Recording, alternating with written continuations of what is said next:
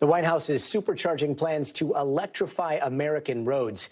The goal is to make it a little less stressful when looking for a place to charge your electric cars on a road trip. Now, right now, the White House estimates there are 130,000 charging stations in the country, and the aim is to grow that to 500,000 by the end of the decade. Biden wants to do it with billions of dollars from the bipartisan infrastructure deal passed last year. And to get that done, the White House is working with automakers. Today, Tesla committed to opening 7,500 chargers to cars made by other companies. And General Motors and Ford have also made similar promises. Now, there are some states that already have a lot of this infrastructure in place. Here in California, you can drive from San Francisco to San Diego and never have to worry about finding a charge. But what about states like Texas? NBC's technology correspondent Jake Ward took an EV road trip from Houston to Austin, and about halfway through, he nearly ran out of juice. Our final option, one random charger at this antique dealer's DIY hotel. Oh man, this is literally my last chance. I do not have the mileage to get to Austin. We just barely made it here. And right now, that is the story of driving an EV long distances across so much of America. And joining us now is NBC correspondent Jake Ward. So Jake, what's your sense of where the country stands on these charges right now? How much of the infrastructure is there and how much still needs to be done? Well, you put the numbers up earlier, Gotti, and they are really pretty jarring, right? 130,000 is what we've got right now. As I experienced, a lot of those don't actually work or work too slowly to be practical. They need about 500,000 by 2030, according to the Biden administration's goals. But here's the thing. When we talk to private experts, they say we need in this country, especially in cities, anywhere from 1.3 to 1.5 million of these if about 50% of the cars and trucks on the road are really going to go electric, which is another big goal of the Biden administration. So we are a long way from where we need to be. The $7.5 billion to electrify American roads. Exactly what are these companies going to get? Is that money to build some of these new charging stations? Is that money for some of the charging stations that may already exist, like in the case of Tesla?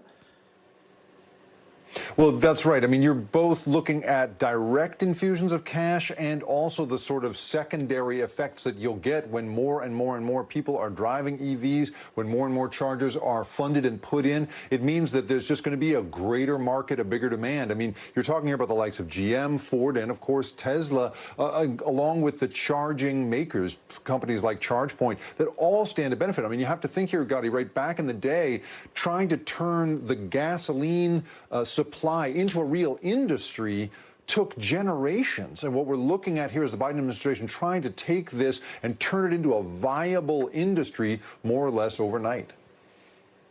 And one of the things that a lot of people can empathize with if they have an EV is that range anxiety that you get. It's like your cell phone when your cell phone's at 1%. What can you tell us about the requirements for these new chargers? Do they need to be spaced at a specific mile apart, or is this going to be something up to the automakers and up to the industry? Well, what's so interesting is, you know, when we did that story and took that road trip across both California and Texas, I got a lot of grief from people who said, you know, if you just drove a Tesla, you wouldn't have that problem because Tesla has one of the most mature networks out there. But the thing is, you can't at the moment use a Tesla charger unless you drive a Tesla. And that's why these new electric car charging standards are so interesting. If you do receive or benefit from federally funded projects, then you got to use a standardized plug. This may be dating me, but right, this is sort of the old, you know, Blu-ray DVD, you know, or beta VHS debate. It's going to settle that once and for all. They've all got to be a standard size, and that is a very big deal. They also have to have a minimum number of fast chargers. You can't have these slow chargers out in the middle of nowhere, which is the kind that I was trying to get, you know, to Austin using. And there's going to be all sorts of, you know, new standards around needing to be built in the United States and more. So we're really seeing, again, trying to sort of fast track what has been a very ad hoc process into an organized American infrastructure like we've never seen before. Next time I see you in person, you'll have to ask me about the time I had a Tesla, ran out of juice across the street from a Tesla dealership and had to get a tow across the street. It was horrible. Thanks so much, Jake. Thanks for watching our YouTube channel. Follow today's top stories and breaking news by downloading the NBC News app.